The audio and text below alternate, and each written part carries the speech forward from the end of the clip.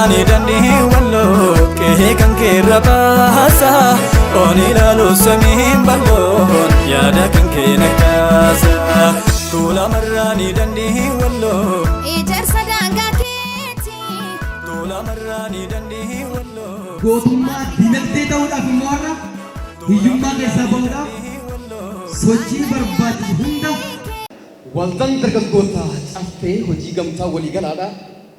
Miseensota kuma 15 kan qabu yeroo ammaa kana guutuu biyyoolessaa keessatti akkas kan naanna'aa jiru hiyyummaa irra ejjetee kan doqqosaa jiru uummata Walloo dabalatee ilmaan Oromoo kamuu hiyyummaa keessaa baasuudhaaf qophii isaa xumuree jira. Waan kana caalu isaatu beeka. Akkuma aadaa keenya amma dura gochaatiin turre gara fuula duraallee goonu har'aan goona jennee kan qabanne abbootiin gadaa keenya gara waltajjiitti bahuudhaan eebbaan nuun saaqu jechuudha. Abbootii gadaa keenya gara waltajjiitti naanna'an eebbaan nuun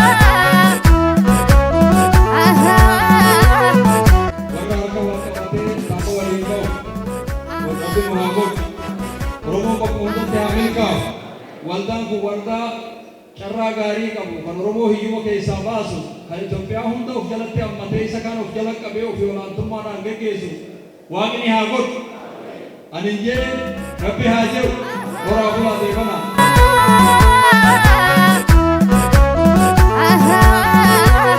Kabajamtoota jaalatamtoota miseensota waldaa dargaggoota caffee hojii gamtaa walii galaa kan damee Walloo kamisee kan taatan guyyaa har'aa yaa'ii idilee lammaffaa keessan gaggeeffachuu keessaniif baga isiniin ga'e, baga nuun ga'e, baga wal arguu dandeenya. Taantuudhaan kabajamtoonni abbootii gadaa akkasumas kabajamtoonni barsiisonnii fi haala adda addaatiin ergama tokkummaa uummata Oromootiin fudhatanii warreen as keessas jirtan kabajamtoonni warreen hojiidhaan komaandi poostiidhaanis nageenyafis hundaaniyyuu warri ramadamtanii jirtan shaamarran keenya artistoonni baay'ee humna qaba baga isiniin ga'e baga waliin nu ga'e jechaa jirtu yoo jedhamtan jirra jedhuu keessan kan yoomiyyuu hin dagatina yeroo mara jirtu jirraa nu biraa dhaqantee ol jirtu nuyi daganne jarri fudhatanii gama jeessatanii allen wayi waliin jechuu jalqabanii jiru.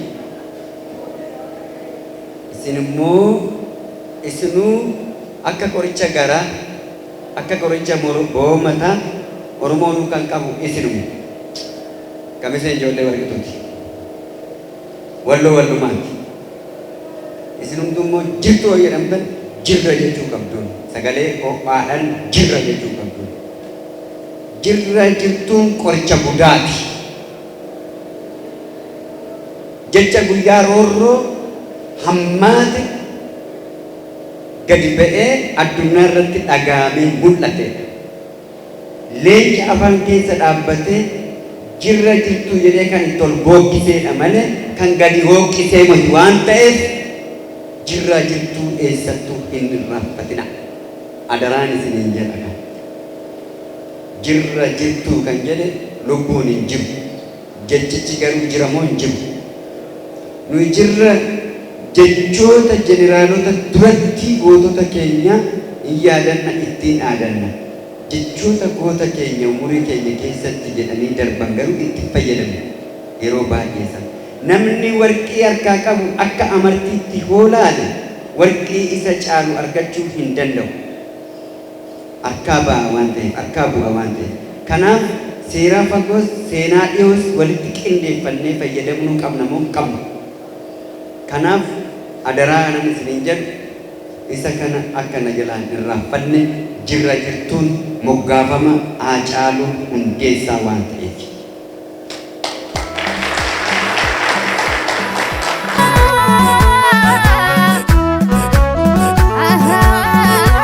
Haala waldaan dargaggoota caffee hojii gamtaa walii galaa yeroo ammaa hojjechaa jiru ilaallata. Qabiyyee gabaasa kana keessaa jalqabumaa kaaftanii indi akka dhumasaarra jalqaba marumaatti sammuutti yaadatti qabataa akka deemtaniif jalqaba qabiyyeensaa haala waldaa piroojeektiiwwan adda addaa jalqabamanii xumuraman sochiiwwan waldaa gabaa keessatti godhe maal maal akka fakkaatan ilaalla jechuudha. Kanatti aansinee qabiyyeensa isaan kanaa hojii irratti hordoffiiwwan yeroo adda addaa qaamota adda addaatiin taasifamaa turanii fi raawwiisaa leenjiiwwan adda addaa waldaan kun hojjettoota isaatiifis waldoolee biraatiifis kennaa ture.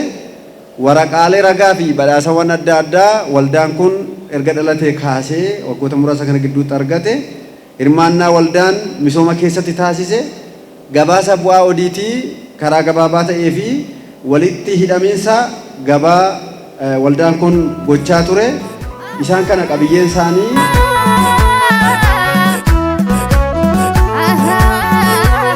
fakkeenyaaf osoma isin gidduutti rakkoowwan garaa garaa uumame horeewwan hojii kana sochoosan gidduutti garaagarummaan uumame. Kanaaf eenyudha caasaan gubbaatii gadi sirriitti diriiruu qabaa. Kana qofa miti. Isinis kanan gootanii malee osoma kaapitaaluma kana osuma funaantanii bakka tokkotti funaantanii gurgurattanii gara biyya alaatti deemtan osoodha kun amma shakkiidha kana gootuuf miti. Eenyutu qabama? Eenyuun qabanna? Waastinnaan keenya eenyu? Kaapitaala kana mootummaa faanas walii galtanii mootummaatu na hidhee mootummaatu akka hin godhee jettanii mana hidhaama yoo of gashitanii kaapitaala kana akka kana nan kassare yoo jedhame qabannaan kun akkamii? Kana gootuuf miti sodaadha kun. Who is responsible kan jedhu waraqaa ragaa sheerii sin harka jiru wal qabdamee dubbisaa. Waraqaa ragaa sheerii warra isin jirtan maal dhaabbatee isinii kenne? Akkuma obbo Sanyiin jedhanitti waraqaa ragaa kana ani kenneera kan jedhudha sheeriin miti. Kaampaaniin kun dhaabbanni kun dhaabbata legal entity separate legal entity kan qabudha. Qaamni itti gaafatamu jalqaba akkuma oodiitii irratti ka'e oodiitiin waggaa takka ta'a. Sheerii kana kan kenname sheer sertifikeetiin kun waldaa kamuu godinaalee adda addaatti ganda keessatti iddoo adda addaatti waldaaleen hojii gamtaa akka kan hundeeffamanii jiru. Waldaan sheerii fudhate waldaan sertifikeeta akkasitti kennu sheerii jechuun dhaala irratti kan darbudha. Miseensummaa irratti yeroo guuttan eenyu kan si dhaalu kan jedhu guuttaniitu jedhee yaada gaa. Yaa namni guutu malee fudhatu. Nama sadaffaatti darba. Nama kan biraatti darbamu kun qabeenya sanyii miti. Sertifikeetni isin harka jiru kun qabeenya sanyii miti. Leegaal intiitii kan gaafatamu labsii hojii gamtaa biyya kanaa lakkoofsa kana muraamma kana bara kana ba'e irratti hundaa'ee sheerii kana qabeenya hamma kana parvaaliuunsa hamma kana kan ta'e baay'inni sheerii isaa hamma kana kan ta'e abaluu bitatee sanyii biraa qaba jedhaa. Waldaa dargaggoota caffee hojii gamtaa waliigalaa biraa qaba jedha. Yaadii ani walna jalaa dhahe tokko jira. Mankuusaa hammana qabnaa, bakka akkanaatii hammana qabnaa, suuqii hammana qabnaa, reestooraantii kana qabnaa, mana baaburaa, wofcoo makiinaa kana qabnaa yaada jedhu argaa jirra. Inni kun dhugumatti amma mankuusaan dhugumatti maqaa miseensaatiin yookaan immoo kaartaa pilaanii kan qabu miseensaan jiramoo kiraatiin jiramoo kan jedhu otoo beeknee adda bahee inni hammanaa kiraatiin ta'a, inni hammanaa maqaa kennaan jira jennee otoo beeknee gaarii ta'a, iftoominaafis gaariidha yaada jedhu kaasuu barbaadeeti. Manneen kuusaadhaa jiran kun kaartaa qabatanii maquma waldaatiin ijaaramaniitti galmaanii jiru jedhe. Maqaa waldaatiin ijaaramee jira ta'uusaa maaliidhaan beekna?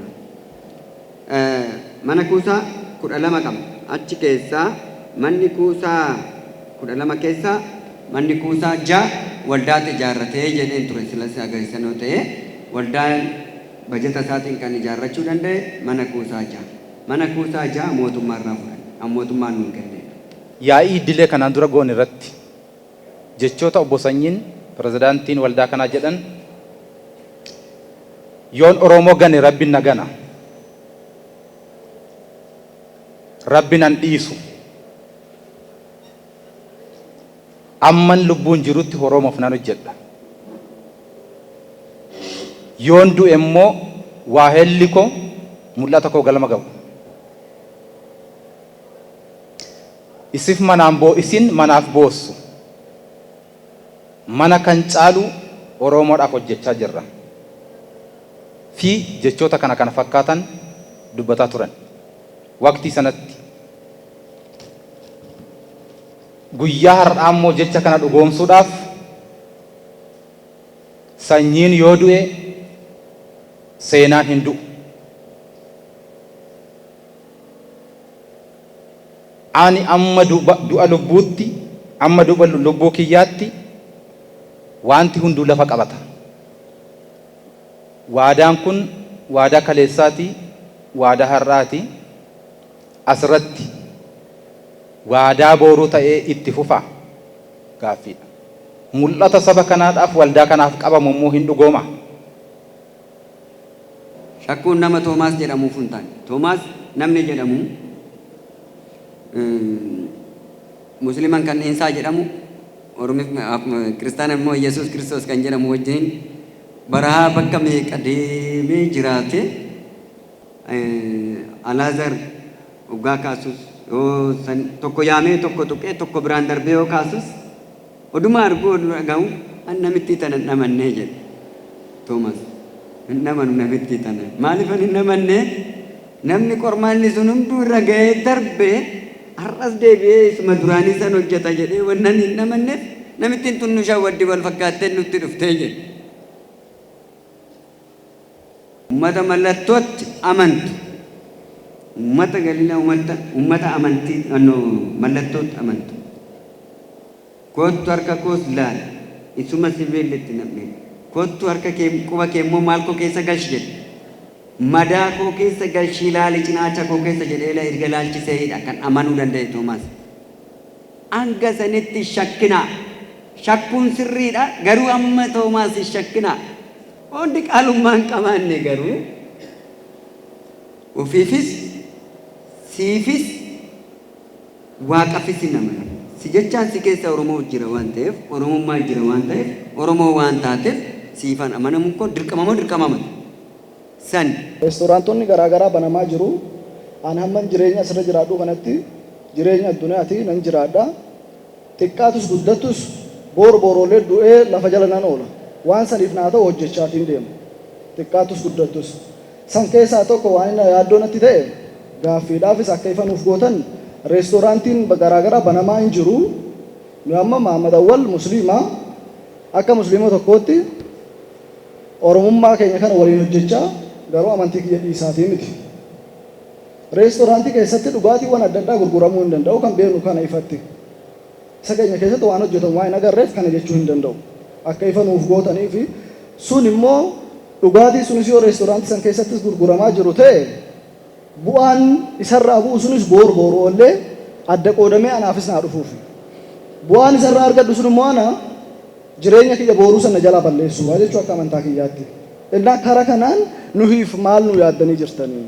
Kanaa ol kan waliin oofuu danda'u sabummaa qofa otoo hin taane amantiin isa waliin tuqin kan waliin oofuu danda'u maal irra jirtanii? Maal itti nuuf yaaddanii yoo ammaallee waan akkanaa yaaddamuu dhabeeraate gara fuulduraa akka itti nuuf yaaddaniif.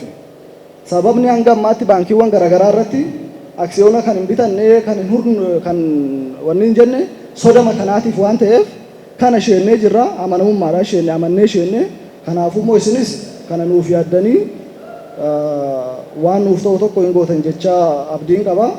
Giroosarii baarina reestooraantii bantanii nuyi warra musliimaa maa jiddu galan godhanne isiniifis kamisetti mana nyaataa musliimaatti isinii banna malee dorgommiin biizinasa magaalaa san keessa jiru gaafii nama tokko nama lamaa nama sadiitiif jennee injifannoo hunda keenyaa dhiisuun nuuf hin malu. Cinaadhaan musliimaa banna oo barbaachisaa ta'e galii isaa addaan goone bakka tokkotti goone qoodeessa irratti immoo isaan mana musliimaati irraa argamu san musliimatiif qooduu dandeenya. Isaan warra baarina reestooraantii irraa argamu san kiristaanaaf qooduu dandeenya. Oo walqixxummaa ta'u jedhame malee gaafii obboleessi koo na gaafatteef jecha dorgommii Finfinnee niitii ummata sabaaf sablammoota 87 keessatti ekeleen musliima ekeleen protestaantiidha ekeleen ortodoksiidha ekeleen waaqeffataa nu waaqeffataadha jalqabaayyuu. Kanaafu ekeleedha jennee waan adda addaan banne sanoolaallee ammas duubatti hafnaa waan akkasanii hin jiru. dhugaatiidhaan wal qabatee wanna dhugaatiidhaa ta'e suni cubbuudha wanna harama jedhama taanaan isa sana akkamitti akka adda baasne too kara sanitti akka deemu goone garuu nyaataan maaliidhaan wal qabatee musliimas hin jiraatan kan kiristaanaas hin jiraatan lamaan isaatiyyuu wal maddeetti gaggeessinaan.